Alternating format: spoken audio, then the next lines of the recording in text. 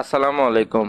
বাইতুল আজগর সাত গম্বুজ জামে মসজিদ কুমিল্লার দেবিদ্বার পৌরসভার গুনাইঘর এলাকায় অবস্থিত উচ্চ চার মিনারের ব্যতিক্রমধর্মী এই মসজিদের নির্মাণশৈলী মোগল সাম্রাজ্যের স্মৃতি বহন করে। মোগল স্থাপত্য রীতিতে নির্মিত মসজিদটি ইসলামিক ঐতিহ্যের ধারকবাহক হয়ে সহমহিমায় দাঁড়িয়ে আছে। সাত গম্বুজ বিশিষ্ট নানা কারুকার্য খচিত এক অনন্য বৈশিষ্ট্যের এই মসজিদে পাঁচ ওয়াক্ত নামাজ আদায় করেন মুসল্লিরা। এছাড়া নান্দনিক স্থাপত্য শিল্পের এই মসজিদে জুম্মা ও ধর্মীয় বিশেষ দিবসে অসংখ্য মুসলির সমাগম ঘটে। মোগল, তুর্কি ও পারস্যের সংমিশ্রণে কারুকার্য করা এই মসজিদটির বাহিক ও অভ্যন্তরে নির্মাণশৈলী মুসলিম দর্শনার্থীদের মোহিত করে।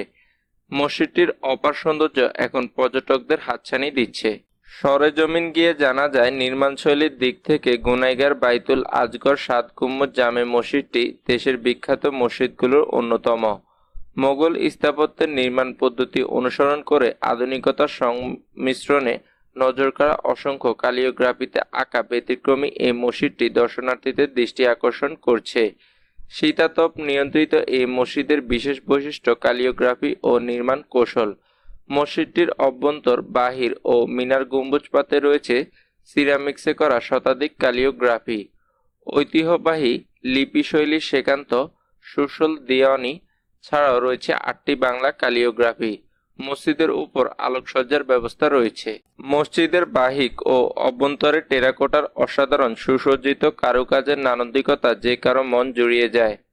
মসজিদের চার কোণায় 80 ফুট উচ্চতার 4টি মিনার রয়েছে। এতে গম্বুজ রয়েছে 60টি।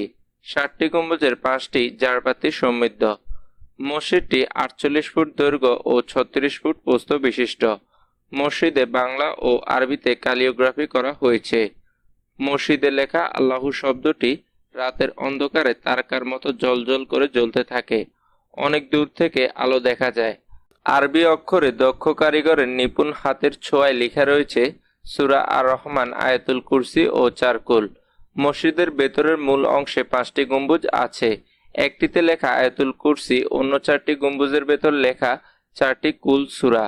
মসজিদটির বাইরের আবরণে বহু চাঁদ তারার আঁকা রয়েছে। মসজিদটিতে ইট, সিমেন্ট, বালির পাশাপাশি চীনামাটি ও টাইলস ব্যবহৃত হয়েছে। এখানে 350 মণ চীনামাটির টুকরা ও 200 গ্লাস ব্যবহার করা হয়েছে। মাওলানা আসাদুর রহমান, অবসরপ্রাপ্ত কলেজ শিক্ষক বজলুর রহমান সহ মুসল্লিরা জানান, একটি আধুনিক মসজিদে যা কিছু থাকার কথা সবই আছে। মসজিদটির পশ্চিম পাশে রয়েছে ফুল ও ফলের বাগান। এছাড়া রয়েছে বিশাল আকৃতির জলাধার। এর পার্শ্ব চারদিকে শ্বেত পাথরে মোড়ানো, যা পর্যটকের দৃষ্টি কেড়ে নেয়। এই মসজিদের মোতাল্লি স্থানীয় সাবেক এমপি ইঞ্জিনিয়ার মঞ্জুরুল আহসান মুন্সি সাংবাদিকদের জানান, 2002 সালে মসজিদটির নির্মাণ কাজ শুরু হয়ে 2005 সালের 14 জানুয়ারি উদ্বোধন হয়। এই মসজিদ নির্মাণে প্রায় 3 বছরে প্রতিদিন গড়ে 35 জন শ্রমিক কাজ করেছেন।